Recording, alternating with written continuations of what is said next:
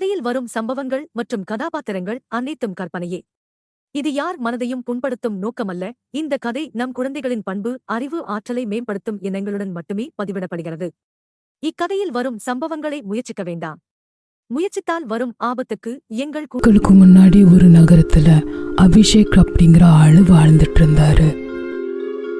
அபிஷேக் ஒரு பெரிய வியாபாரி கிட்ட டிரைவரா வேலை பார்த்துட்டு இருந்தான். ஒரு நாள் அவன் முதலாளிய கார்ல உட்கார வச்சு எங்கேயோ கூட்டிட்டு போயிட்டு இருந்தான். அப்போ திடீர்னு கார் மரத்துல மோதிருச்சு. நீ என்ன பண்ணி வச்சிருக்கன்னு உனக்கு தெரியுதா? நீ என்னோட CMW காரை நாசம் படுத்திட்ட. உனக்கு தெரியுமா இதோட காஸ்ட் எவ்வளோன்னு? நான் இப்பவே உன்னை வேலையில இருந்து தூக்குறேன் அப்படின்னு சொல்லி முதலாளி அங்கிருந்து போயிட்டாரு. திடீர்னு வேலை போனதை நினைச்சு அபிஷேக் ரொம்ப கவலையா இருந்தான். அவன் அங்க அதே மரத்துக்கு கீழே உக்காந்து அழுதுட்டு இருந்தான். எவ்வளோ வருஷமா இதான் முதல் தடவையா ஆக்சிடென்ட் ஆனது. என்ன ஒரு வார்த்தை கூட கேட்காம என்னோட ஓனர் என்ன வேலையில இருந்து தூக்கிட்டாங்களே. அப்போ அவனுக்கு அங்க பயமுடுத்துற மாதிரி ஒரு குரல் கேட்டுச்சு. கீழே மனிதன், மேல பேய். இருட்டான இந்த சமயம் ரொம்ப நல்லா இருக்கு. இதை கேட்ட அபிஷேக் ரொம்பவே பயந்துட்டான். யாரது? யாரது? யார் இந்த மாதிரி பேசிட்டே இருக்கிறது? முன்னாடி வாங்க. இந்த ராத்திரியில ஒரு கருப்பு நிழல். நீயாவே கூப்பிடுற, நான் எப்படி வராம இருக்க முடியும்?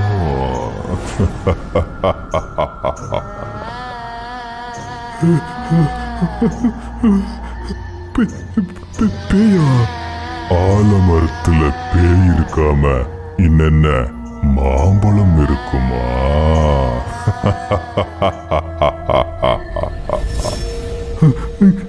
என்னை விட்டுருங்க. எனக்கு நான் தெரியாம இந்த மரத்துக்கிட்ட வந்து உக்காந்த. எனக்கு தெரிஞ்சிருந்தா நான் இங்க வந்திருக்க மாட்டேன். நீங்க என்ன விட்டுருங்க. இந்த மனுஷன் என்ன பார்த்து ரொம்ப பயப்படுறா. இவனை வச்சு ஏதாச்சும் நாம பண்ணணுமே. நீ எவ்வளவுதான் கெஞ்சினாலும் இந்த பேய் கேட்காது. சாவு இல்லைன்னா நான் சொல்றது கேளு. நீங்க என்ன சொல்றீங்க? நான் என்ன சொல்றேன்னா, நான் உன்னை சாப்பிட்டுருவேன். இல்ல நீ விருப்பப்பட்டா நீ எனக்கு உதவி பண்ணு. அப்படியே நானும் கூட உனக்கு உதவி பண்றேன். அது எப்படி? எனக்கு தெரியும். உன்னோட முதலாளி உன்னை வேலையிலிருந்து தூக்கிட்டாங்க. இப்போ நான் உனக்கு வேலை தரேன். இல்லைனா நீ எனக்கு இறையா மாறிடுவ. ஆனா எனக்கு வண்டி ஓட்டுறது தவிர ஒண்ணுமே தெரியாதே. சரி, அப்படின்னா நான் உன்னோட டாக்ஸியா மாறிடுறேன். நீ அதை ஓட்டி நல்லா சம்பாரிச்சுக்கோ. ஆனா ராத்திரி உன்னோட சவாரி ஒருத்தனை மட்டும் சாப்பிட்டுருவேன். நான் இது பண்ணவே மாட்டேன். சரி, அப்படின்னா நான் உன்னை இப்பவே சாப்பிடுறேன். ஐயோ, இவ்வளவு பெரிய பிரச்சனை மாட்டிக்கிட்டேனே. நான் இப்போ ஓகே சொல்லிதான் ஆகணும். இல்லைனா இந்த பேய் என்ன சாப்பிட்டுருமே. சரி, நீங்க சொன்ன மாதிரியே பண்ணலாம். இப்போ நீ பூதத்தோட டாக்ஸிய ஓட்டலாம். நான் சவாரிய சாப்பிட போறேன். அடுத்த நாள் அபிஷேக் பேய் டாக்ஸியை ஓட்ட ஆரம்பிச்சான். அவன் நாள் பூரா சவாரி ஓட்டி அதுக்கான பணத்தை வாங்கிட்டு இருந்தான். ஆனா ராத்திரி ஆனதும் கடைசி சவாரிய ஒரு இருட்டான இடத்துல கொண்டு போய் விட்டுருவான். என்னாச்சு? நீயே இந்த இடத்துல வண்டியை நிப்பாட்டின?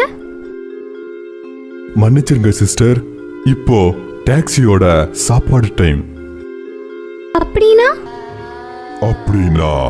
நான் இப்போ உன்னை சாப்பிட போறேன்.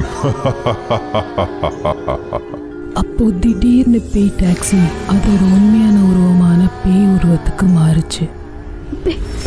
பேய் அதுக்கப்புறம் அந்த பேய் அவளை சாப்பிட்டுச்சு.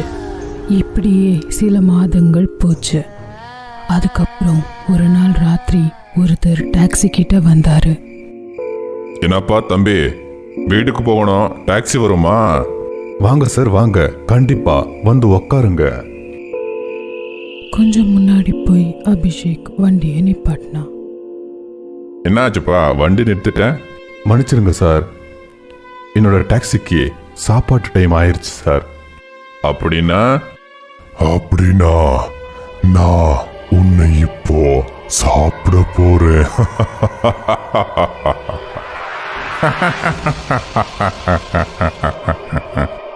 எதுக்கு சிரிக்கிற? ஏன்னா நீயாகவே என் முன்னாடி வந்து என்னோட வேலையை ஈஸியா ஆக்கிட்ட. ரொம்ப நாளுக்கு முன்னாடி உன்னை பத்தி கேள்விப்பட்டேன். அப்போலிருந்து நான் உன்னை தேடிக்கிட்டே இருக்கேன். ஆனா நான் ஒரு பேய். இப்ப நான் உன்னை சாப்பிட போறேன். ஆனா நான் ஒரு கோஸ்ட் ஹண்டர். நான் உன்னை கொல்ல போறேன்.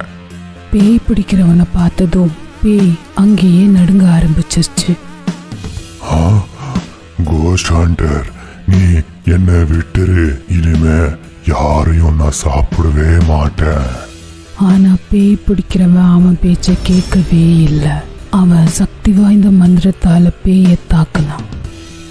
நாசமா போ இந்த பூத டாக்ஸியே, நாசமா போ இந்த பூத டாக்ஸியே, ஒளிஞ்சு போ இந்த பூத டாக்ஸியே, நாசமா போ இந்த பூத டாக்ஸியே. பேய் பிடிக்கிறவன் அப்படி சொன்னதும் பேய் அங்கிருந்து மறைஞ்சிருச்சு.